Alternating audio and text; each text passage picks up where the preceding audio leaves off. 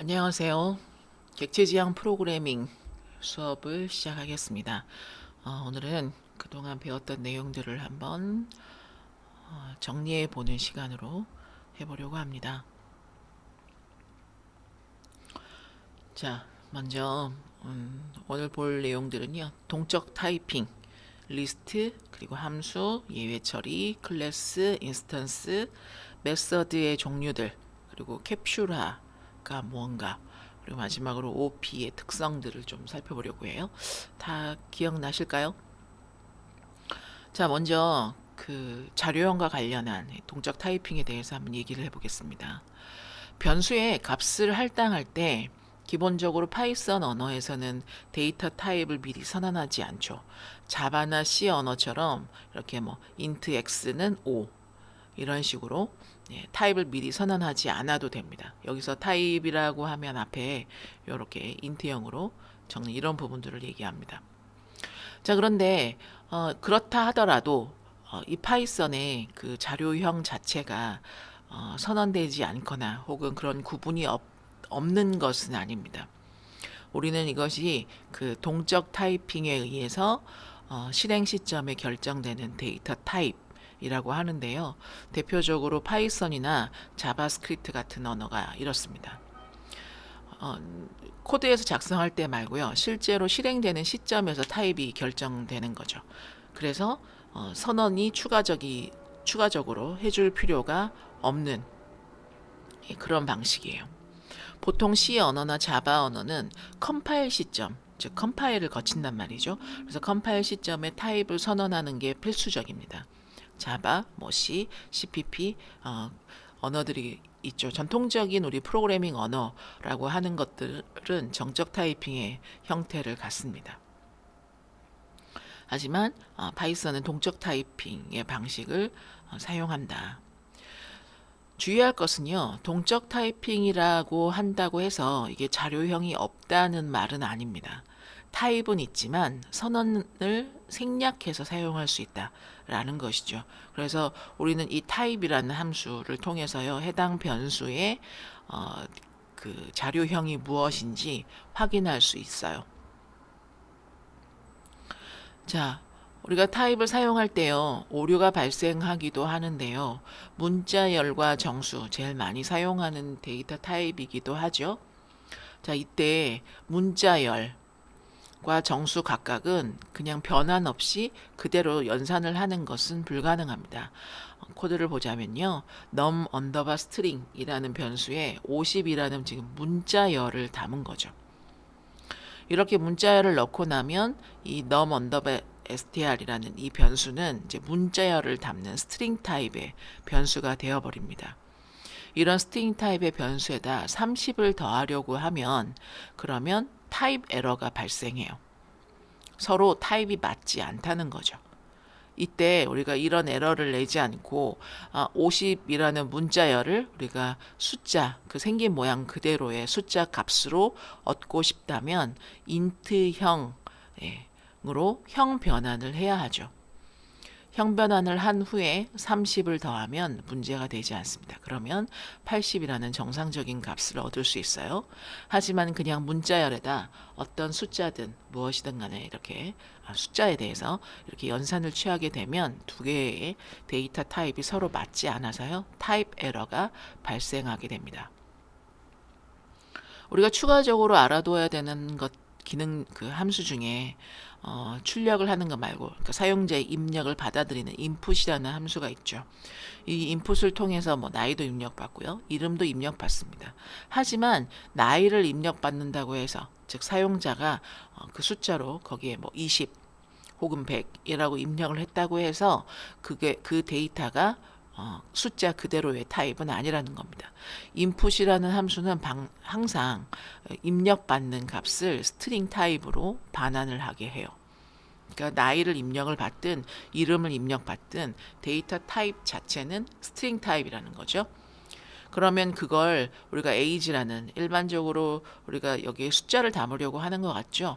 그러면 그렇게 숫자를 담은 즉 나이를 담은 값으로 얻고 싶다면 그러면 이렇게 int로 형 변환을 해 주어야 합니다. 그래야 사용자가 입력한 값을 숫자의 형태로 변환을 해서 연산을 할 수 있게 하는 거죠. 이때 이 타입 오류의 종류요. 한 번 더 정리해 볼까요? 타입 에러, 타입이 잘못됐다. 예, 문자열에 숫자를 더할 때 이럴 때요. 밸류 에러는요. 타입은 맞지만 값이 부적절할 때. 타입은 맞지만 값이 달라요. 그럴 때, 그러니까 문자열 ABC 담을 수 있잖아요. ABC를 문자열에 넣을 수 있습니다. 하지만 이걸 인트형으로 바꾼다는 게 부적절하다는 거죠. 이럴 땐 이 값이 이 함수에 맞지 않아 라고 해서 밸류 에러가 발생합니다. 이 두 가지의 에러를 구분할 수 있어야겠습니다. 그리고 우리 리스트하고 함수도 한번 살펴볼까요? 리스트는 그러니까 여러 값을 순서대로 저장하는 자료 구조죠. 그래서 이렇게 대괄호를 통해서 만들고요. 그리고 인덱스로 접근할 수 있고 그렇게 수정도 되고 추가도 되고 삭제도 자유롭게 할 수 있는 그런 순서가 있는 데이터의 묶음입니다. 함수는 어떤 특정 작업을 이렇게 수행할 수 있도록 하는 코드를 묶어 놓은 거죠. 그죠? 밑에 나오겠지만 DEF로 정의를 해서 필요할 때 호출할 수 있도록 이렇게 해서 코드의 어떤 재사용성을 높이는 목적으로 사용을 합니다. 자, 리스트인데요. 리스트는 대괄호로 만들고 순서가 있는 데이터 묶음이다. 인덱스는 0부터 시작하죠. 그리고 서로 다른 자료형도 한꺼번에 같이 이렇게 나란히 담을 수 있습니다. 딕셔너리하고 다르게 키와 값의 구조는 아닙니다. 딕셔너리가 이제 독특하게 키와 값의 구조를 갖는 그런 자료형이죠. 대표적인 메서드들이 있어요. append, 그죠? insert, remove, pop, sort, index. 자, append는요, 어떤 리스트의 제일 끝에 요소를 추가하는 그런 메서드입니다. 반환값은 없습니다. 그러니까 리스트 원래 있던 리스트에 값을 제일 뒤에 추가로 붙여 넣는 거예요. insert 같은 경우엔 매개 변수가 2개 이렇게 해요. 그러니까 이 i에 해당하는 인덱스 위치에 x에 해당하는 값을 삽입하게 되는 겁니다. remove는요, 제거하는 거죠. 그 여러 개의 값이 이렇게 나열되어 있는데요. 중복적으로도 값이 들어갈 수 있는 게 리스트예요. 그런데 어떤 값을 내가 찾아서 지우고 싶어요 라고 하면 그 여러 개의 값들 중에서 해당 x, 해당 내가 찾는 값이 발견된 그 첫 번째 요소를 삭제하게 합니다. 만약에 리스트에서 이렇게 리무브를 썼는데 내가 찾는 값이 그 해당 리스트에 들어있지 않은 경우가 생길 수 있겠죠. 왜냐하면 그런 경우에는 밸류 에러가 발생하게 됩니다. 그 다음 pop 함수가 있어요. pop 메서드는 제일 마지막 요소를 꺼냅니다. 그러니까 리스트에서는 값을 그 해당하는 값을 삭제하고요. 그렇게 그 꺼내온 값을 이제 반환 값으로 돌려주게 되죠. sort는요, 정렬하는 함수인가요? 원본 리스트 자체를 정렬합니다. 그래서 반환값은 없어요. 그러니까 원본 리스트 자체가 변경되는 것이니까요. 마지막으로 인덱스가 있는데요. 인덱스에서는 그 괄호 안에 매개 변수로 쓰이는 이 인덱스, 이 값의 인덱스를 반환해 줍니다. 인덱스는 그냥 거기에 있는 x가 몇 번째 들었어요 라는 그 번호를 반환할 뿐이지 그 해당 요소를 삭제하지 않습니다. 삭제 기능이 없어요. 그러니까 그 해당 특정한 제일 끝에 있는 값을 꺼내온다면 이렇게 팝을 쓰는 게 맞겠고요. 그게 아니라 어떤 값 하나를 그냥 꺼내오는 거 아니고 지우기만 한다면 remove를 쓰면 되고요. 그죠? 인덱스에 있는 건 값을 지우지는 않고 그냥 그 값이 몇 번째 있어요 라고 알려만 주는 용도로 쓰이는 메서드인 거죠. 자, 그리고 함수도 볼까요? 함수는 def 키워드로 정의합니다. 리턴이 없는 함수는 자동으로 none 값을 반환하게 돼요. 일단 함수의 정의는 def로 시작한다. 이고요. df 다음에 함수의 이름을 적고 필요한 매개 변수를 담습니다. 이때 기본값을 지정할 수 있어요. 그렇죠. 그래서 두 번째 요소, 끝쪽에 있는 요소의 값을 만약에 생략하게 되면, 그러니까 생략해서 이 함수를 호출하게 되면, 그러면 이 두 번째 해당하는 요소에는 기본값인 0으로 들어간다는 거죠. 우리가 설정한 기본값이 사용된다는 겁니다. 그리고 이렇게 두 개의 값을 받아서 그 값을 합쳐서 리턴을 해주네요. 자, 그러면 이 함수라는 건 이 함수의 이름으로 호출을 하고요. 그 다음에 리턴할 내용을 이 리턴 키워드 다음에 있는 이 부분의 수식도 되고요. 또 다른 함수의 호출도 되고요. 뭐 특정한 변수, 그냥 상수값도 당연히 가능합니다. 이런 값을 리턴해 주게 되는 겁니다. 만약 리턴문이 없다면 리턴해 주는 게 없다는 거예요. 그러니까 none을 반환한다는 얘기는 리턴 값은 따로 없고요. 아마도 그런 함수는 함수 내에서 특정한 기능을 수행하는 걸로 끝나는 것이겠죠. 자, 이때요. 값을 리턴할 때 지금 보시면 a 더하기 b라는 값을 리턴해 주게 되는데, 만약에 값이 여러 개를 리턴할 수도 있잖아요.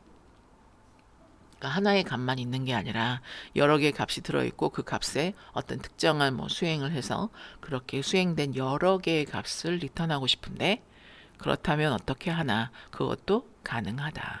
네. 파이썬에서는 튜플을 이용해요. 네, 튜플로 여러 개의 값을 한 번에 반환할 수 있어요. 지금 아래쪽에 보시면 min 언더바 max라는 함수입니다. 매개 변수로 리스트를 하나 받은 듯 합니다. 그렇죠? 근데 이 리스트에 있는 값에 min 제일 작은 값이고요. max 제일 큰 값. 이렇게 두 개를 찾았어요.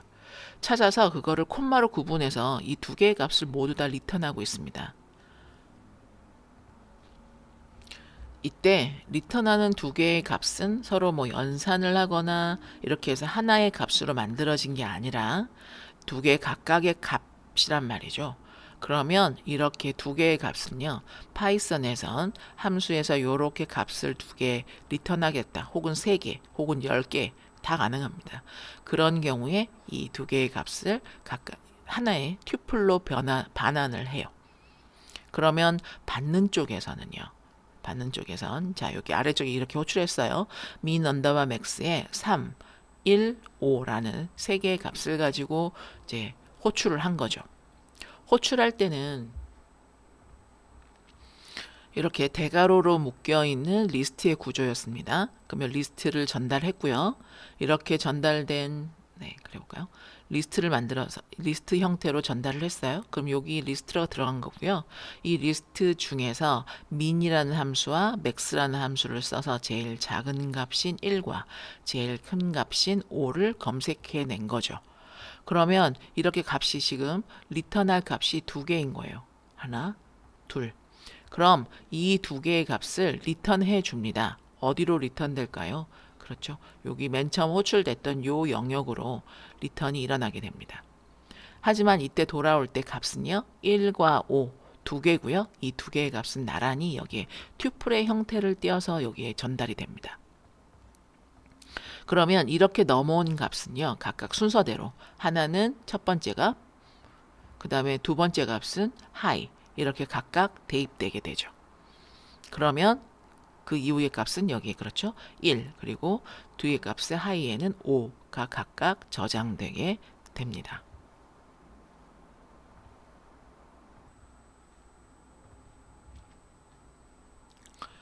자, 그 다음 예외 처리를 한번 볼까요?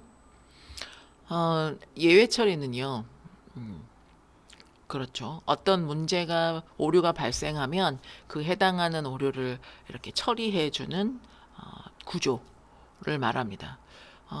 우리 파이썬에서는 코드 모양은 구조는 이렇게 돼 있죠. try 해요. 그리고 땡땡. 그 다음 여기에 이제 필요한 구문들, 실행할 구문들, 어떤 걸 해볼까요? 예를 들면 num에다, num에다가 input을 받을 거예요. 그런데 input 받으려면 int형으로 변경해야 되죠. 그래서 input 해서 뭐 사용자한테 숫자 입력 땡땡 해서 이렇게 받아요. 그러면 이 값을 받았어요. 그런데 여기서 이제 출력하는 거예요. 출력할 때 뭐 10을 이렇게 입력받은 수로 나눠요. 자, 이럴 때요. 문제가 발생할 수 있습니다. 지금 입력받은 수로 나누는 건데 이걸 나누는 수가 0으로 나누거나 혹은 입력받은 게 숫자가 아닐 수도 있고요. 뭐 이럴 수도 있죠. 그러니까 아니 인풋으로 받아서 인트로 한다면 숫자야 하는 거 아니야? 그렇죠. 그럴 때 발생하는 그 오류가 뭐라고 했죠? 숫자가 아닐 때. 그렇죠. 그때 이제 밸류 에러가 나요. 그죠? 그러니까 우리는 숫자를 입력할 거라고 예상하고 여기다가 숫자 입력해 주세요 이렇게 했는데 여기에 사용자가 대뜸 알파벳 A 뭐 이렇게 입력해 버린 거죠. 그러면 알파벳을 A, B, C 알파벳도 그런가요? A, B, C 문자열 입력했어요. 그럼 문자열을 인트형으로 변환할 수가 없단 말이에요. 그러면 이때 에러가 발생합니다. 오류가 발생해요. 그렇게 생기는 걸 우리가 except 그렇죠. 이렇게 예외가 발생했어요 하는 거고요. 이때 뭐 지금 여기서 할 수 있는가요? 한 두 가지 정도만 적어볼까요? 먼저 value 에러. 예, value 에러가 발생할 수 있습니다. 이렇게 땡땡. 그렇죠? 그리고 이럴 때는 뭐라고 해요? 아니 숫자를 입력하셔야죠. 라고 이렇게 출력문을 적어줄 수 있겠어요. 혹은요. 여기 ABC 입력하는 바람에 밸류 에러가 날 수도 있고요. 혹은 ABC 아니라 정상적으로 숫자를 입력했는데 그 숫자가 입력한 숫자가 뭐 0인 거죠. 그러면 여기서 0으로 나누는 divide by zero 이런 에러가 나는 거죠. 그래서 네 그렇습니다. 코드 자체 그 exception 이름이 그대로입니다. 여기 제로 디비전 에러라는 요 이름으로 이렇게 에러가 뿅뿅 생겨요. 그러면 이런 에러가 생겼을 때, 그러니까 요 예외가 발생했을 때는 그러면 0으로 나눌 수 없다니까요. 라고 뭐 출력 안내를 해줄 수 있겠죠. 그렇죠? 이게 이제 예외 처리 구문이에요. 그러면 지금 요렇게 숫자와 관련돼서는 뭐 밸류 에러나 여기에 있는 뭐 제로 디비전 에러 정도 요 정도 생각해 볼 수 있겠는데요. 여기 추가로 다른 에러들도 더 있단 말이죠. 그래서 요거 간략하게 한번 볼까요? 이거 좀 치우고 얘기해 보겠습니다. 자, 밸류 에러는 조금 전에 말씀드렸던 거. 그러니까 타입은 맞지만 값이 부적절한. 그러니까 인트형으로 바꾸려고 했는데 문자열이었어요. 그래서 이 문자열로 입력받은 뭐 인풋이나 이렇게 입력받을 당시나 이런 거에는 문제 없어요. 그리고 문자열 자체를 원래 숫자로 바꾸는 게 인트 함수거든요. 그러니까 그 형태는 맞아요. 하지만 값 자체가 잘못됐어요. 이럴 땐 밸류 에러. 자, 타입 에러도 있습니다. 우리가 연산 잘못한 경우였죠. 문자열에 숫자를 더하려고 하는 이런 경우의 연산. 이때 타입 에러가 발생합니다. 자, 그리고 정상적인 숫자여서 입력을 받았는데 그게 0이었어요. 하필이면 그것으로 그 0으로 어떤 숫자를 나누려고 하는 거죠. 이때 제로 디비전 에러가 발생합니다. 인덱스 에러도 있습니다. 리스트를 사용하는데요. 그 범위를 벗어난 인덱스를 사용하고자 할 때, 거기에 접근하려고 할 때 발생하는 게 인덱스 에러예요. 0번부터 99번까지, 즉 총 100개의 어떤 인덱스를 사용 중인데 100번요 이렇게 하는 경우 있죠. 그럴 수 있어요. 그죠? 자, 그렇다면 리스트의 범위를 벗어난 인덱스를 쓰려고 하는 거고 이때 인덱스 에러가 발생하게 됩니다. 키 에러도 있습니다. 키 에러는요, 딕셔너리에서 나오는 건데요. 딕셔너리에 없는 키에 접근하려고 할 때, 이때 키 에러가 납니다. 파일 not found 에러. 그렇죠. 파일이 없어요. 파일이 발견되지 않아요. 네, 존재하지 않는 파일을 열려고 해요. 그러면 이때 오류가 발생하죠. 우리가 파일 입출력과 관련한 이런 오픈 함수 등을 사용할 때 볼 수 있는 에러입니다. try, except, else, finally 구조로 세분화해 볼 수 있는데요. 아까 코드에 적었던 것은 try와 except 구문만 있었죠. 예, 심플하게 그 구조도 충분합니다. 근데 거기에 else와 finally 구조도 있어요. 자, try 구조 부분은 실행을 시도하는 부분이었습니다. 아까 num이라는 변수에 int형으로 바꾼, 그러니까 숫자 입력 받아서 int형으로 바꾸는 그 코드와 프린트문이 있었죠. 근데 프린트할 때 10을 입력한 수로 나누기 했었어요. 이제 그 부분에서 그걸 실행하려고 하는데 만약에 그 실행 도중에 에러가 발생하면, 예외가 발생하면, 그러면 특정 해당 예외대로 분기를 해라 하는 게 expect 구문이었습니다. 그래서 value 에러와 제로 디비전 에러에 대해서 우리 적어봤습니다. 자, 이거 외에도 이런 예외가 없을 때만 예, 우리가 수행하도록 하는 게 else 구문이에요. 그러니까 예외가 트라이를 하면서 예외가 발생하면 except로 가는 거고요. 예외가 발생하지 않으면 else 구문으로 가는 거고요. 그리고 이렇게 예외가 발생하거나 말거나 finally로 가게 됩니다. 구조를 이렇게 적는 것보다 약간 구분하는 게 나았을 것 같기도 하네요. 그죠? 그러니까 엄밀하게는 이렇게 except가 발생하는 경우 혹은 except가 발생하지 않아서 else를 수행하러 가는 경우 이렇게 말이죠. 그렇지만 그럼에도 불구하고 except가 발생하든 말든 finally는 항상 실행하게 되는 코드 구조입니다. finally는 예외 발생 여부와 무관하게 항상 실행돼요. 그래서 어떤 리소스를 사용해서 그런 사용된 리소스를 해제하거나 반환하거나 이런 용도, 파일을 닫거나 연결을 해제하거나 뭐 네트워크 설정들도 포함해서요. 이런 부분에 대한 코드가 이 finally 구문 쪽에 우리가 기재해서 사용합니다. 자, 그렇고요. 클래스, 그리고 인스턴스, 그리고 init, 그리고 셀프도 한번 살펴봅시다. 좀 더 본격적인 이제 OOP의 구성들이 되겠죠. 자, 클래스라는 건 뭐였나요? 예, 뭐 그 예시로 붕어빵 틀이나 뭐 스마트폰 설계도 뭐 이런 것들 이제 어떤 무엇이 되는 청사진의 역할을 하는 것들로 설명을 많이 해드렸습니다. 어떤 기능으로 만들지 혹은 뭐 어떤 모양으로 만들지를 미리 정의해 두는 그런 개념인 거죠. 네. 그래서 뭐 예를 들어서 강아지라는 클래스가 있다면 그걸 만들면 모든 강아지가 공통으로 가질 어떤 특징, 어떤 행동 이런 걸 한 곳에 정리할 수 있게 해줍니다.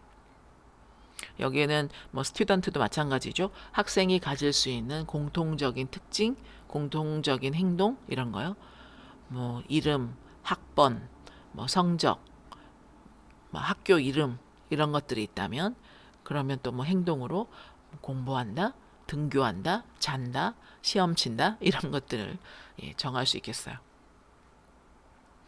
자, 인스턴스도 있습니다. 인스턴스는 뭘까요? 이 조금 전에 얘기했던 클래스라는 이걸 틀로 삼아서 실제로 찍어낸 결과물이죠. 그러니까 클래스로 치면 붕어빵 틀이에요. 뭐 큰 형태의 틀도 있고 요새는 작은 것도 있더라고요. 그래서 한 판에 뭐 여러 개 혹은 뭐 이렇게 둥글 모양도 있고 사각형 모양도 있고 뭐 그렇습니다. 근데 어쨌거나 그렇게 이렇게 홈이 파여져 있는 그런 부분에 반죽을 넣고 그 다음에 뭐 팥을 넣거나 혹은 슈크림을 넣거나 뭐 이러저러한 재료를 넣어서 다시 열을 가해서 구워내면 우리가 실제로 먹을 수 있는 붕어빵이 나오죠. 이렇게 실제로 만들어진 붕어빵 이걸 우리는 인스턴스라고 할 수 있겠어요. 그러니까 실제로 찍어낸 결과물인 거죠. 그래서 스튜던트의 홍길동이라고 했어요. 그러면 이렇게 실제로 이제 그 메모리에 존재하게 되는 개별적인 객체가 만들어지는 거죠. 이게 인스턴스입니다. 자, 속성도 있어요. 속성은요, 뭘 속성이라고 합니까? 인스턴스가 가지고 있는 데이터, 이거를 우리는 속성이라고 합니다.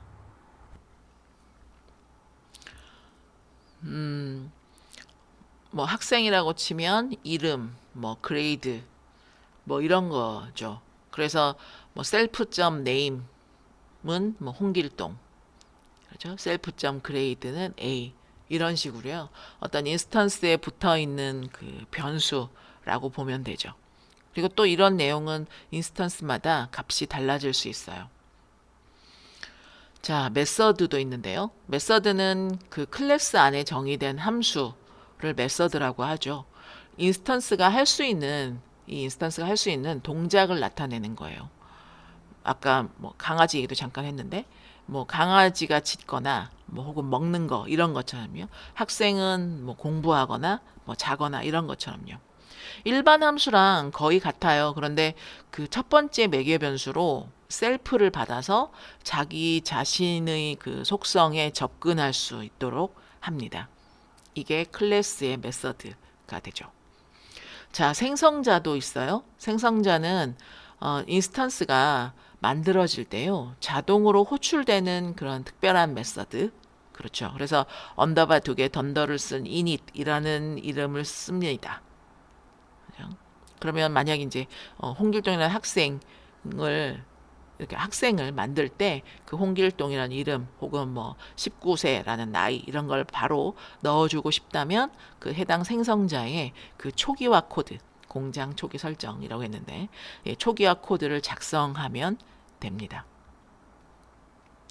이런 OP 프로그래밍은요, 그러니까 그 기존의 어떤 전통적인 형태의 프로그래밍보다 분명히 그런 장점이 있습니다. 하지만 그 절차지향 프로그래밍 언어는요, 그러니까 작은 프로그램에서는 OOP에 비해서 더 빠르게 동작할 수 있어요. 그 코드가 딱 정해져 있는 형태의 절차지향 프로그래밍 말이죠.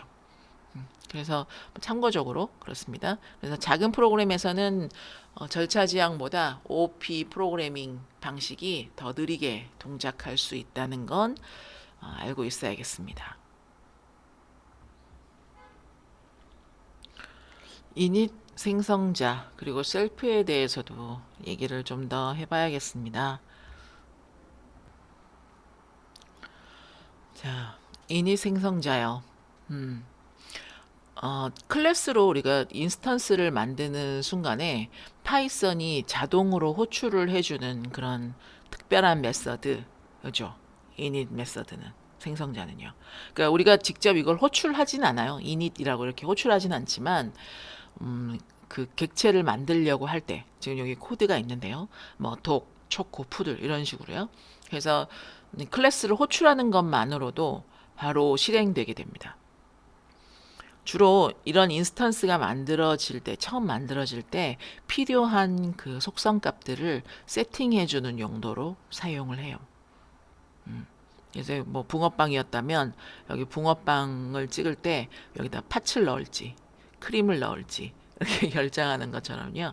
그렇게 인스턴스 초기 상태를 여기서 정해 주는 겁니다. 이 인이 돼서요. 자, 셀프는요. 여기 셀프 이렇게 적는데요. 클래스가 있죠. 클래스 안에 요 메서드가 있습니다. 물론 여기 생성자도 있고요. 그 다음에 생성자가 아닌 메서드도 있죠. 그러니까 그런데 어찌됐든 이 클래스 내에서 이것이 호출된 시점에 나 자신, 현재 이 내용의 메서드를 호출한 그 인스턴스 자체를 가리키는 매개 변수입니다. 그래서 self.name이라고 하면 그 해당 인스턴스의 네임 속성이라는 뜻이 되는 거죠. 인스턴스가 여러 개 만들어질 거란 말이에요. 여기선 지금 한 개지만 뭐 초코도 있고 뭐 화이트도 있고 뭐 그렇다고 합시다. 그러면 어떤 시점에서든 그 해당 객체를 통해서 무엇인가 메서드가 호출될 텐데요. 그 해당 객체를 구분하는 이름이 되는 겁니다. 그게 있어서 그 이렇게 인스턴스가 여러 개 만들어져도 각자 자기 자신의 데이터에 접근할 수 있게 된다는 거죠. 관례적으로 보통 셀프를 씁니다. 근데 여기 셀프 대신에 사실 뭐 다른 이름을 써도 문법적으로는 문제가 되진 않아요. 일단 첫 번째 인재로 쓰는 게 그게 자기 자신을 가리키는 어떤 그 이름이 되니까요. 근데 뭐 이제 하지만 보통 우리가 코드를 작성할 때는 코드를 가독성을 떨어뜨리는 일은 하지 않는 게 좋잖아요. 그죠? 그래서 파이썬을 개발하는 어떤 그런 사람들의 약속 이라고 할 수 있겠습니다. 그래서 셀프를 그렇게 사용합니다. 자, 그래서 코드 여기 있는 코드는 이렇습니다. init이라는 생성자는 name과 breathe를 받아서 각각 내가 가진 내 해당 객체, 내 현재 객체의 name과 breathe로 집어넣겠다. 예, 박 그러니까 뭐 짓는 거요, 짓는 메서드인가요? 그러면 여기에 어떤 셀프 해당 객체를 통해서 박을 하면 여기에 멍멍 이렇게 출력하게끔 하겠다 하는 식인 거죠. 자, 밑에 한 번 더 정리를 했는데요. init은 인스턴스 생성 시에 자동으로 호출합니다. 자, 그리고 리턴이 없어요. 그 속성만 초기화를 합니다. 파이썬이 자동으로 그 부분을 처리하는데요. 명시적으로 리턴을 하는 것은 오히려 오류를 유발하게 됩니다. 그리고 셀프는 그 메서드를 호출한 인스턴스 자신이라는 키워드로 한 번 더 정리를 해봤습니다. 예, 메서드를 호출한 인스턴스 자기 자신을 가리키는 거 그렇습니다.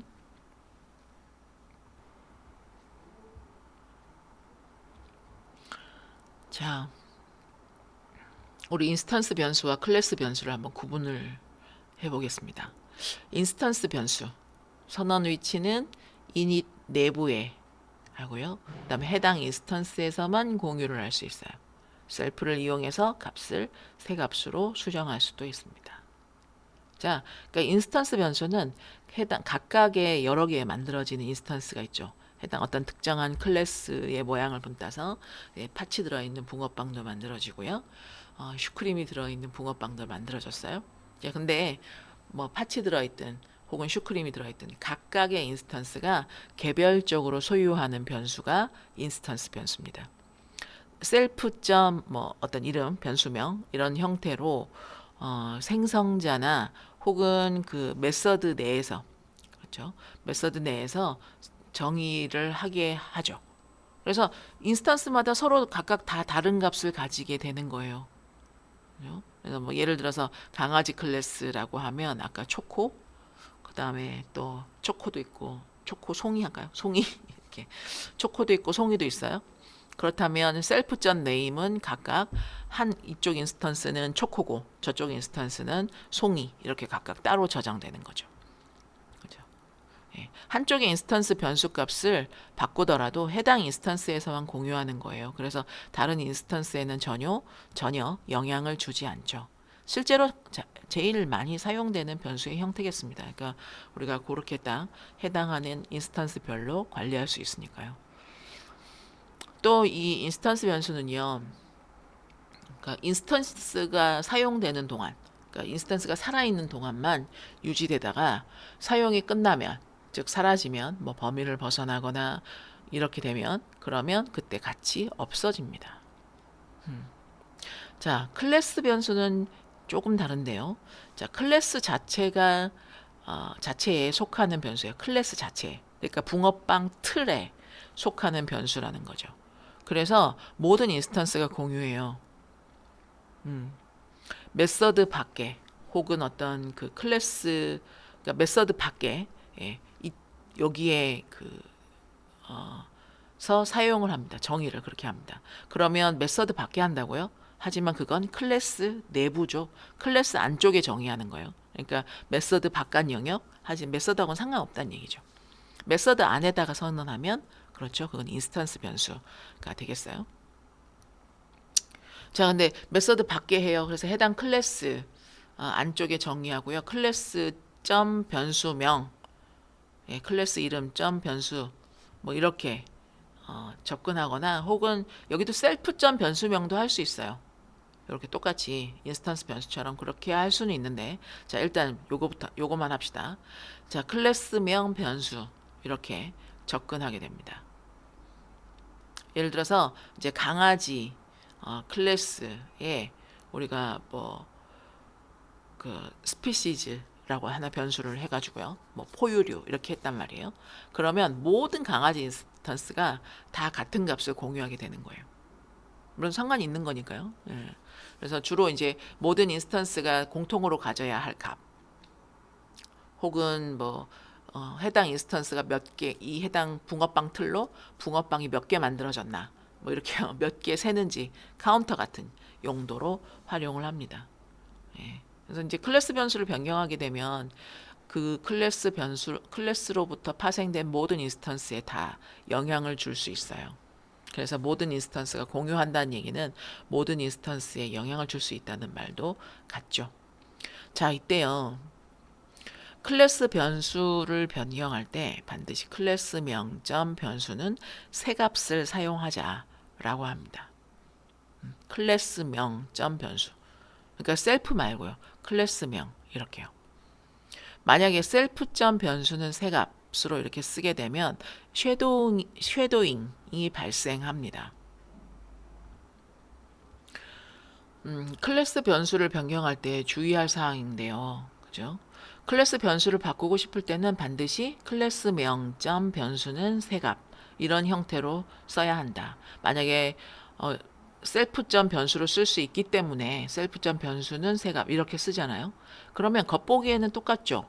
하지만 완전히 다른 일이 벌어진다라고 설명을 드렸습니다. 그게 쉐도잉인데 어떻게 되는 건가요? 파이썬이 해당 그 클래스 변수를 수정하는 게 아니라 그 인스턴스, 해당 인스턴스의 전용의 새로운 인스턴스 변수를 만들어 버려요. 그러니까 이름이 클래스에도 뭐 A라는 변수가 있고 그 인스턴스에도 A라는 변수를 새로 만든다는 거죠.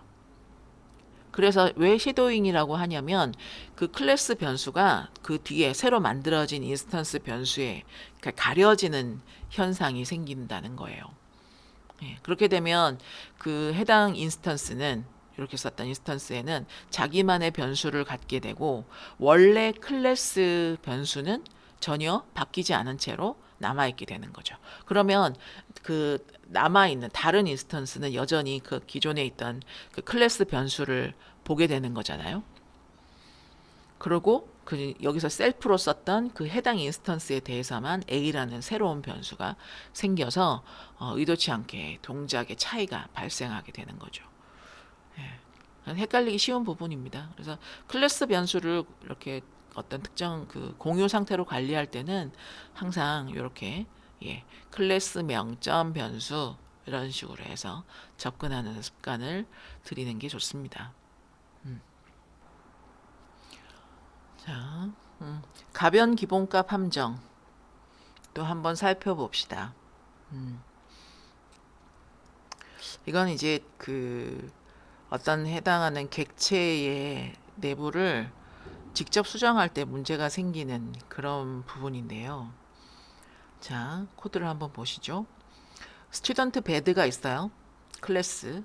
여기에 스코어스라는 변수가 하나 있는데 클래스 변수입니다. 그런데 이거 리스트? 네, 빈 리스트네요. 그죠? 자, S1에서 객체를 만듭니다. 스튜던트 베드 하나 만들었고요. 그 다음에 S2도 스튜던트 베드 객체를 하나 만들었어요. 자, 그리고 나서 S1을 통해서 S1.squares에 append 90 이렇게 했단 말이죠. 일반적인 접근인 것 같은데요 라고 이렇게 생각할 수도 있는데요. 자, 클래스 변수로 이제 문제가 좀 되는 건 클래스 변수로 지금 보시는 것처럼 리스트나 혹은 딕셔너리 같은 그러니까 가변 객체를 쓸 때 좀 위험한 부분입니다. 특히나 그렇습니다. 자, 여기서 스코어스를 지금 클래스 변수로 정의를 했죠. 그러면 이 리스트는 클래스가 정의되는 순간 딱 한 번만 만들어지죠. 그렇죠? 그래서 모든 인스턴스가 공유하게 돼요. 그러면 S1과 S2 같은 여기서 이제 이 두 개의 객체가 각각 같은 리스트를 이렇게 쳐다보게 됩니다. 그런데 S1.squares append 90 이렇게 하면 S1 그러니까 즉 새로운 어떤 S1 객체에 대한 스코어스에다가 이렇게 90 넣고 싶어요 한 것처럼 이렇게 그런 의도처럼 보이지만 실제로는 그런 새로운 리스트를 만드는 게 아니라 이미 공유된 리스트 자체를 수정하게 되는 거죠. 그러면 이게 s2.score에도 그대로 반영이 돼요. 아까 조금 전에 쉐도잉 얘기하고 했잖아요. 만약에 그런 형태라면 여기서 쉐도잉이 발생해서 S1 자체에 그 해당 저 리스트가 새로 할당이 돼야 되는 거잖아요. 그런데 그렇게 되지 않는다는 말이죠. 그래서 이거를 하려면 이건 이제 잘못된 방식으로 접근하는 거고요. 그러니까 만약 그 부분을 내가 하겠다라고 하잖아요. 그러면 인스턴스가 그 생성될 때마다 새로운 리스트가 독립적으로 만들어져서 이렇게 난 쓰고 싶다. 그 각 인스턴스가 이제 나는 내 거 갖고 싶다. 이렇게 하려면 요렇게요. 클래스 스튜던트 굿 그리고 그 안에 생성자에다가 생성자에서 self.scores의 빈 리스트를 이렇게 담는 형태로 클래스 변수가 아닌 인스턴스 변수로 만들어내는 겁니다. 이렇게 하면 이제 각각의 인스턴스가 생성될 때마다 새로운 리스트가 독립적으로 만들어지는 거죠. S1에도 하나 만들어지고 S2에도 하나 만들어져요. 우리가 이제 가변 기본값이라고 했는데 그 가변 객체에서 이런 문제가 생겨요. 네, 대표적인 가변 객체가 앞에 말씀드린 것처럼 리스트 혹은 딕셔너리 같은 거요. 이런 것들이 그 가변 객체입니다. 그래서 가변 객체를 우리가 사용하려고 할 때는요, 그 이제 클래스 변수로 쓰지 말고요, 인스턴스 변수로 관리하는 이런 습관이 필요하겠습니다. 그래서 밑에 리스트 딕셔너리 같은 가변 객체는 클래스 변수로 선언하면 모든 인스턴스가 같은 객체를 공유합니다. 반드시 init에서 인스턴스 변수로 선언하세요. 네, 이렇게 이런 형태로 써야겠습니다.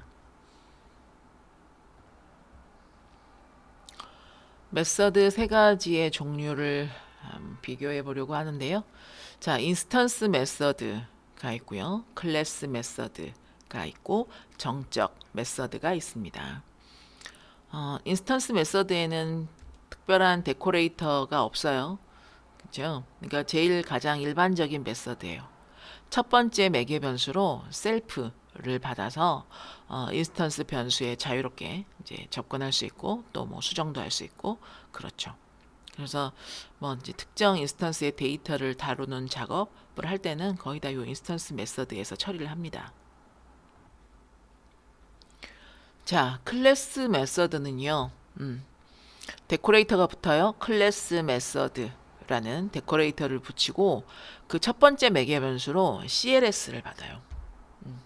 여기 그 첫 번째 그 값으로 그러니까 인스턴스 메서드에서 셀프를 받아서 처리하는 것과 다르게 그러니까 클래스 자체를 CLS 그러니까 클래스라는 거예요. 클래스 자체를 받아내는 거예요. 그래서 인스턴스 변수에는 접근을 못해요. 하지만 클래스 변수에는 접근을 해서 읽고 쓸 수 있다. 접근 가능 데이터가 클래스 변수만이라는 얘기는요. 그러니까 인스턴스 변수에는 접근할 수 없고 클래스 변수에만 접근해서 읽고 쓸 수 있죠. 그렇죠? 그래서 클래스 변수를 관리하거나 혹은 그 할 때 사용하고요. 그 다양한 형태로 인스턴스를 그렇게 생성해주는 대안 생성자 패턴들이 많아요. 거기에서 많이 사용합니다. 네. 그래서 뭐 그 문자열 아니면 어떤 뭐 딕셔너리 이런 걸로 인스턴스를 만들고 싶을 때 이 클래스 메서드를 유용하게 사용할 수 있습니다. 자, 정적 메소드도 있어요. 정적 메소드에는 데코레이터가 스태틱 메소드라는 데코레이터를 붙여요. 얘는 셀프나 뭐 클래스, CLS 이런 거 받지 않아요. 그렇죠? 아무것도 없어요. 그러니까 사실상 뭐 클래스나 인스턴스하고는 관계가 없는 그런 좀 더 유틸리티적인 함수인데요. 예. 그 기능상 이게 이제 클래스랑 연관이 있어서 클래스 안에다가 묶어두고 싶을 때 그때 씁니다. 그래서 뭐 인스턴스나 클래스 데이터에 접근할 수 없어요. 정적 메서드는. 그럼 이제 언제 쓰냐? 입력값을 이제 검증을 하거나 아니면 변환 같은 거 하는 거 있잖아요. 그러니까 순수하게 이제 어떤 특정 계산 로직 이런 거에 많이 사용합니다. 그럴 때 쓰는 게 정적 메서드. 그래서 뭐 인스턴스 메서드는 인스턴스용이고요. 클래스 메서드는 클래스에 쓰는 거고요. 정적 메서드는 뭐 인스턴스도 아니고 클래스도 상관없어. 그러니까 둘 다 필요 없는 그런 독립 함수의 어떤 모양입니다.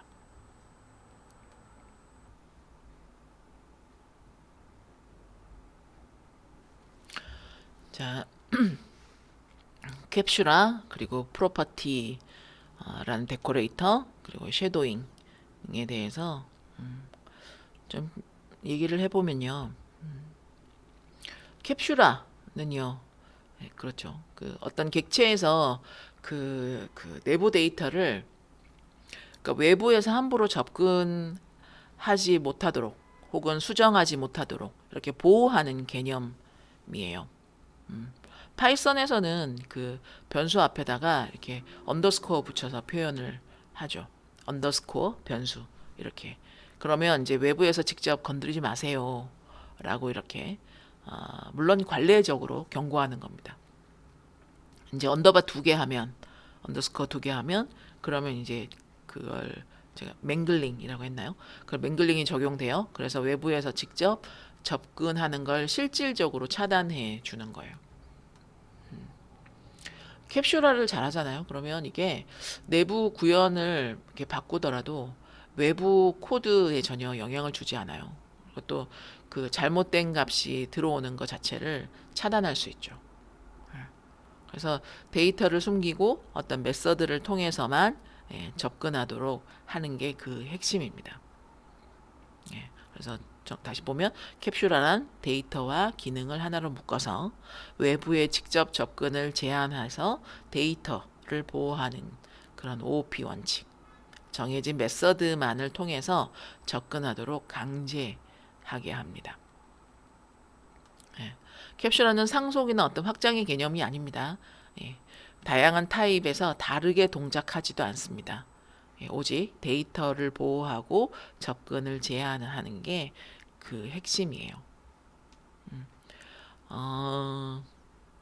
네, 여기에 접근 수준 3단계라고 했어요.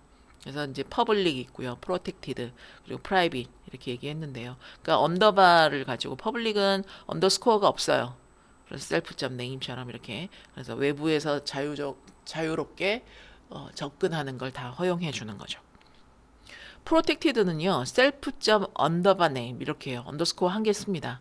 근데 이건 이제 관례적으로 코드상으로 이거 접근하지 않았으면 좋겠어 라고 이렇게 관례적인 경고 뭐 이렇게 얘기하는데요. 그러니까 경고예요. 하지만 실제로 그게 뭐 이러면서 값을 바꿔버려도 방법이 없어요. 차단이 안 됩니다. 그런데 프라이빗의 형태로 즉 언더바 2개를 쓰잖아요. 그럼 이건 네임 맹글링이 적용돼요. 그래서 외부에서 직접 접근하는 걸 실질적으로 차단하게 합니다. 실제적으로 그렇습니다. 그래서 그런 차이점이 이렇게 있습니다. 그래서 만약에 네임 맹글링이 적용되어 있는데도 만약에 값을 바꿔야지 이러면서 막 접근을 한다. 그러면 어트리뷰트 에러가 발생해요. 자, 그다음에요. 프로퍼티 이 데코레이터 코드로 이렇게 있는데, 자, 이 프로퍼티 데코레이터는요, 그러니까 그 어떤 속성들이 캡슐화돼 있어요. 근데 그렇게 캡슐화된 속성을 마치 그냥 일반 변수처럼 편하게 읽고 쓸 수 있게 해주는 기능을 가지고 있어요. 그래서 뭐 이제 getter 이런 거, setter를 프로퍼티 add property 혹은 여기 코드에 있지만 혹은 뭐 add 변수점 setter 이런 형태로 쓰는 거죠. 그러면 이제 외부에서는 어떻게 해요? 거기에 그냥 바로 그냥 뭐 acc.balance 밸런스 이런 것처럼요. 그냥 접근해요. 접근해서 변수에다가 그냥 바로 접근하는 것처럼 이렇게 쓰지만 내부적으로 메서드가 실행되는 거죠. 그러면 이 add property라는 저 데코레이터를 쓰게 되면 그러니까 값을 쓸 때 혹은 읽을 때 유효성 검사 혹은 뭐 가공 로직 이런 걸요 자연스럽게 끼워 넣을 수 있습니다. 그래서 뭐 요 예제하고는 좀 다르지만 뭐 예를 들면 뭐 나이에 음수가 들어오면 에러를 던져야지 이런 거 말이죠. 그런 걸 되게 그러니까 인터페이스 자체는 단순하게 만들면서 내부를 안전하게 유지할 수 있는 그런 방식입니다. 예, 그렇게 쓸 수 있는 게 이 add 그 property라는 데코레이터예요.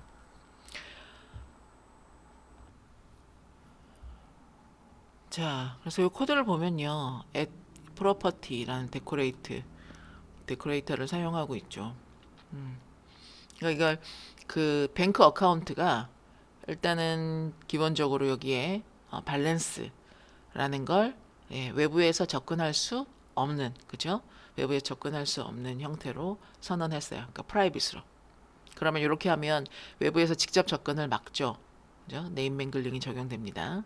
그래서 여기다가 완전 이렇게 값을 바로 외부에서 이 값을 바꿔야지라고 하면 에러가 난다고 했어요. 그 완전하게 이제 캡슐화가 된 거죠. 그렇지만 잔액 자체를 못 읽게 되면 곤란하죠.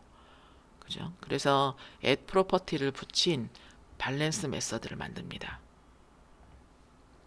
이렇게 만들면 네, 외부에서 acc 점 밸런스 이렇게 하는 것처럼요. 이렇게 괄호 없이 변수처럼 읽을 수 있어요.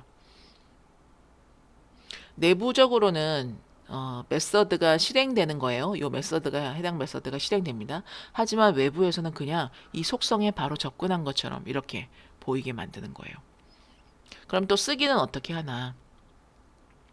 쓰기는 그 데코레이터 호출이 조금 달라요.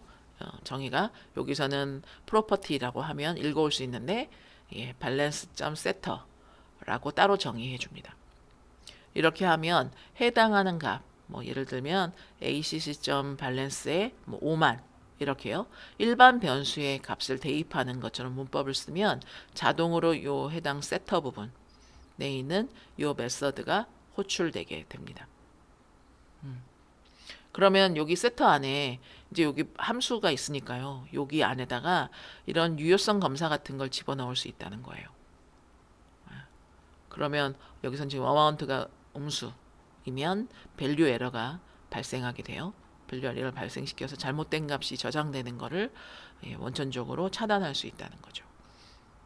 그래서 이제 외부에서 봤을 때는 account.balance 그냥 이렇게 썼어요. 근데 이렇게 값을 읽어와 이렇게 값을 써줘 라고 했는데 그냥 그렇게 써져요. 하지만 내부적으로는 읽어올 때는 여기 add property 그리고 값을 고칠 때는 여기 balance.setter를 통해서 각각의 메서드들이 호출되게 된다는 거죠. 겉모습은 되게 단순하죠. 어떤 애시 붙었거나 언더바가 어쩌거나 이런 거 없어요. 그런 거 없이 그냥 사용을 하는데 내부적으로 이렇게 더 안전하게 동작하게 된다는 거죠. 그게 이 add property decorator의 큰 장점이 되겠습니다.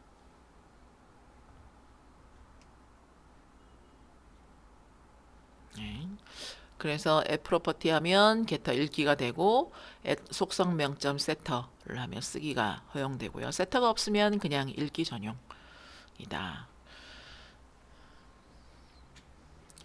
자, 그래서 장점이 요런 목적과 장점이 있다는 것도 한번 읽어봐 주세요.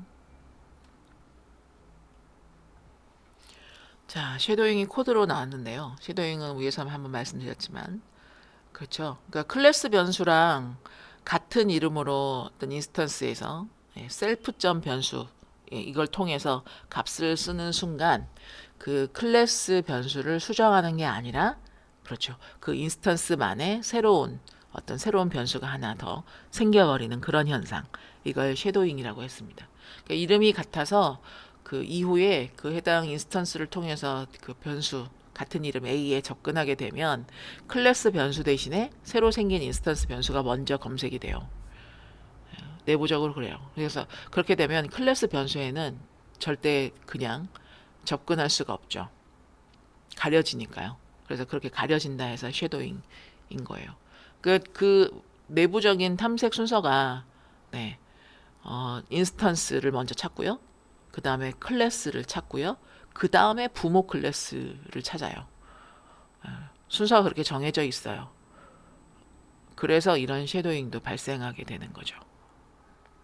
그래서 이제 만약에 의도치 않게 이렇게 쉐도잉이 일어나게 돼버리면 그러면 클래스 변수는 바뀌지 않았는데도 특정 인스턴스만 다른 값을 갖게 됩니다.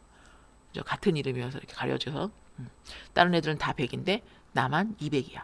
뭐 이렇게요. 그렇게 돼버리면 나중에 이제 코드에서 만약 문제가 생기잖아요. 그 버그 찾는 게 되게 어렵습니다. 그래서 이제 그걸 그러지 않기 위해서 아까도 말씀을 드렸지만 클래스 변수를 이제 바꾸려는 게 목적이다. 그러면 반드시 클래스명 점 변수 이런 식으로 쓰자. 예.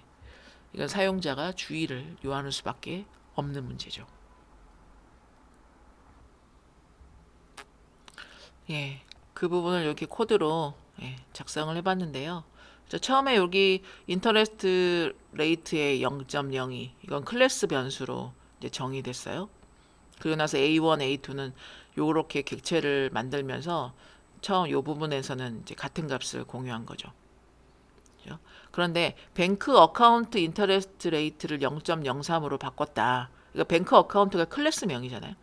예, 그래서 이제 문제 없습니다. 이렇게 하면 둘 다 A1을 통해서도 A2를 통해서도 0.03으로 이렇게 변경된 게 반영이 돼 있어요. 예, 정상적인 거죠. 그런데 이 뒤에 A1을 통해서요. 인터레스트 레이트를 이렇게 0.05로 바꿔버렸어요. 이렇게 하면 인터레스트 레이트를요. A1이라는 인스턴스에서 먼저 검색을 해요. 그런데 없으면 다른 데 찾아가야지 이게 아니라 파이썬에서는요. 인스턴스에서 먼저 검색하고 그 다음 클래스에서 검색한단 말이에요. 근데 파이썬은 형선언이 없잖아요. 자바나 C 언어라면 이렇게 했을 때 없네? 그럼 상위로 올라가야지 이렇게 된단 말이죠. 그런데 파이썬은 이렇게 처음 이름을 쓰면서 값을 할당하는 게 그것에 그 변수에 대한 초기화가 돼버리죠. 형선언을 따로 안 하니까. 그러면 이렇게 해줘 버리면 A1 안에다가 인터레스트 레이트를 하나 만들라는 거구나. 이렇게 해서 하나 만들어 버려요.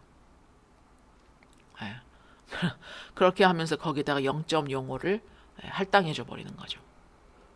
그러고 난 다음에 A1을 통해서 인터레스트 레이트를 찾잖아요. 그러면 내가 가진 거 있어. 0.05. 해서 그거 가지고 와요. 근데 A2는요. 내가 가지고 있는 거 없잖아요. 이렇게 만들지 않았으니까. 할당을 하면서 만들지 않았으니까. 그러면 얘는 자기 거 안에서 먼저 찾습니다. 없네? 그러면 만들어진 게 어디 있지? 해서 이제 클래스로 가서 찾고 그 다음 클래스에도 없으면 부모 클래스 가서 찾고 이렇게 하는 거예요. 그래서 A1에서는 0.5 요 부분 때문에 그렇죠. 만들어지면 여기서 쉐도잉이 만들어졌습니다. 그러면 여기 A1한테는 인터레스트 레이트라는 자기 변수가 있는 거예요. A2는 없어요. 전역 변수를 쓰는 거고 클래스 변수를 쓰는 거고요. 이렇습니다.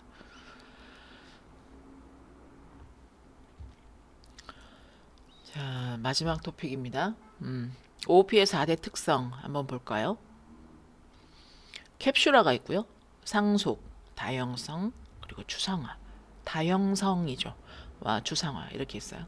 그 캡슐화라는 건 데이터와 메서드를 하나로 묶고 외부 직접 접근을 제한한다. 정해진 인터페이스로만 접근을 허용한다. 그렇죠. 어떤 객체의 내부 데이터랑 로직을 외부로부터 숨기고 보호하는 개념이에요. 그 어떤 특정 그 클래스 안에 데이터가 있죠. 그리고 그 데이터를 다루는 메서드 이걸 함께 묶는 거죠. 그래서 외부에서는 어떻게 해요? 정해진 방법으로만 접근하게 만드는 겁니다. 파이썬에서는요, 아까 우리 변수 쓸 때요, 클래스 안에 이렇게 변수 쓸 때, 언더바 쓰는 거 말이에요. 언더바 변수. 이거는 물론 뭐 강제성은 없으나, 어쨌거나 권고할 수 있고, 또 언더바 2개 써서 네임 맹글링 적용해서 그렇게 차단할 수도 있죠. 그죠? 그렇게 차단한 다음에 어떻게 해요? 우리 위에서 다 봤던 내용. add property를 씁니다. 그죠? add property를 가지고 getter, setter를 만들어서 읽기도 하고 쓰기도 하고 이렇게 통제하는 거예요. 그래서 캡슐화가 잘 돼 있으면 내부 이런 구현을 바꿔도 외부 코드는 전혀 영향받지 않는다고 했어요. 그러니까 그 인터페이스 자체를 심플하게 만들어준다. 그래서 그냥 변수에 아까 우리 했던 것처럼 그 acc.balance 이렇게 접근하는 것처럼 했으나 실질적으로 내부에서는 막 메소드 호출하고 막 이렇게 되죠. 그죠? 이렇게 하는 것처럼 말이에요. 아까 그게 은행 계좌 뭐 잔액 얘기였는데요. 그렇죠? 그래서 그런 그 계좌 잔액을 함부로 건드리지 못하게 막을 수 있잖아요. 예. 데이터 무결성을 지킬 수 있는 아주 좋은 방법입니다. 예. 그게 핵심 목적이에요. 자, 그 다음에 상속도 있어요. 상속은 부모 클래스의 속성, 메서드를 자식 클래스가 물려받아서 재사용하고 그 확장하는 거. 예, 맞아요. 기존 클래스의 속성과 어떤 메서드를 가지고 있는데 되게 괜찮은 거죠. 잘 만들어졌어요. 그래서 그런 내용 그거를 물려받은 새로운 클래스를 만드는 개념. 이게 상속이죠. 그죠? 그래서 이제 그 자식 클래스는 이제 어떻게 선언합니까? 그냥 간단하게만 적어보면 클래스 이렇게 하고요. 자식 클래스 이름 적고 괄호 열고 부모 클래스 이름 이렇게 형태로 선언을 합니다. 그러면 여기 자식이고요. 예, 여기 부모. 예, 이렇게 선언해요. 그러면 부모 클래스에 있는 모든 거를 다 그대로 가져다가 쓸 수 있어요. 그러면 코드 중복도 줄여주고요. 뭐 어떤 기능 같은 거 이런 거. 그러면서 이제 상속받은 자식이 여럿이 있을 수 있으니까 그러면 공통된 기능 있잖아요. 이런 거를 부모 클래스에 모아두는 거예요. 예, 그게 부모 클래스를 만드는 핵심적인 방법입니다. 그렇게 해서 자식 클래스에는요, 이게 그걸 부모한테는 공통적인 걸 이렇게 모아놓고요. 이걸 상속받은 자식 클래스들은 뭐 여러 개 만들 수도 있잖아요. 하나만 있을 수도 있지만, 그죠? 그러면 자식 클래스 내에서는 이런 공통적인 건 그대로 물려받아서 그대로 쓰거나 아니면 이거를 오버라이딩 하죠. 그래서 덮어쓸 수도 있죠. 그죠? 그러면 이제 만약에 부모한테 있는 걸 쓰고 싶으면 예, 슈퍼를 이용합니다. 슈퍼 키워드를 이용해서 부모한테 있는 메서드를 호출해서 그렇게 쓰면 또 기능을 확장할 수도 있죠. 그래서 공통적인 거, 뭐 예를 들어 뭐 동물 클래스라고 치자고요. 그러면 부모 애니멀을 부모로 두는 거예요. 예, 두고 그 아래에 뭐 독도 있고요, 뭐 캣도 있고요, 뭐 버드도 있는 거죠. 이렇게. 그러면 공통적인 거 일단 뭐 숨을 쉬고요, 새끼를 낳고요, 뭐 이런 것들을 포함해서 그 다음에 이제 거기에 이제 움직인다, 뭐 이런 거요, 먹는다 이런 거. 근데 움직이는 방법이 뭐 달린다 이렇게 할까요? 그러면 독 달리는 거, 캣 달리는 거, 혹은 버드가 달리는 건 어떻게 달려요? 뭐 나는 걸로 대체할까요? 이렇게도 가능은 하죠. 변경을 해서요. 그러면 어쨌거나 이제 요는 그 공통적인 코드를 넣어놓고 그걸 재사용할 수도 있고 또 그렇게 해서 쓰는 게 유지보수도 훨씬 더, 예, 더 좋다. 유지보수성 자체가 크게 올라간다. 이런 겁니다. 자, 그다음 다형성이요. 다형성은 같은 메서드 이름이 클래스마다 다르게 동작하는 개념입니다. 네. 아직 우리가 이걸 자세하게 다 보진 않았는데 여기 있는 상속도 마찬가지고 추상화도 그렇습니다만 자, 일단 개념만요. 다형성은 같은 이름의 메서드가 같은 메서드 이름이 클래스마다 다르게 동작하는 거. 같은 이름의 메서드가 클래스마다 다르게 동작하는 거. 예를 들면 짓는다. 뭐 이렇게 해볼까요? 짓는다는 좀 그렇고 그러면 너무 멍멍이한테 국한되는 건데 여기 독이랑 캣 했는데 뭐 예를 들어 스피크라고 합시다. 말한다. 소리 낸다, 말한다, 뭐 이렇게요. 그러면 이게 개한테는 멍멍 하는 거고요. 고양이한테는 야옹 이렇게 하는 거죠. 그죠? 그러면 이렇게 다르게 구현할 수 있다는 거예요. 멍멍이가 호출했을 때는 개가 호출했을 때는 멍멍으로, 고양이가 호출했을 때는 야옹으로 이렇게 동일한 건데도 이렇게 할 수 있다. 호출을 동일하게 하는데도. 예. 그러면 이게 어떤 클래스에서 이게 호출된 건지 일일이 확인하지 않아도 돼요. 그러니까 객체로 구분을 하면서 해당 스피크를 호출한 게 누구야? 이거를 코드 자체로 구분할 필요가 없습니다. 그렇게 해주는 게 다형성이에요. 그 다음에 추상화도 있어요. 추상화 같은 경우에는 복잡한 내부 구현은 숨기고 꼭 필요한 뭐 인터페이스 그런 기능만 외부에 공개하는 거. 이런 개념입니다. 사용자는 내부가 내부 동작을 몰라도 돼요. 그러니까 어떻게 돌아가는지 몰라도 되고, 그러니까 중요한 건 어떻게 쓰는지만 알면 됩니다. 그래서 이제 파이썬에서는 어떤 그 모듈의 그 abstract 메소드 이걸 활용합니다. 그래서 그 추상 클래스에서 추상 메서드를 정의하면 그걸 상속받은 그 자체 클래스가 그걸 구현해 가지고요. 예. 물론 구현은 강제하지만요. 예. 어쨌든 이런 형태로 그 지금 얘기 말씀드리는 거는 나중에 더 추가적으로 하겠습니다. 일단 추상화라는 게 뭐다? 복잡한 내부 구현을 숨기고 필요한 기능만 외부에 공개해서 사용자는 내부 동작을 몰라도 되게 해주는 이런 특성. 이걸 우리는 추상화라고 하고, 자, 다시 정리해 보면 이렇게 캡슐화, 그리고 상속, 그리고 다형성, 그리고 추상화 이 네 개가 OOP의 4대 특성이다. 그렇다. 각각에 대한 자세한 내용은 우리 다음 시간에 또 하나씩 알아볼 겁니다. 자, 오늘은 그 그간의 OOP에 관련된 내용들 공부하셨던 거를 한번 정리해 봤습니다. 여기 그 교환으로 사용했던 내용은 제가 그 게시판에 올려두도록 하겠습니다. 자, 오늘도 수고하셨습니다.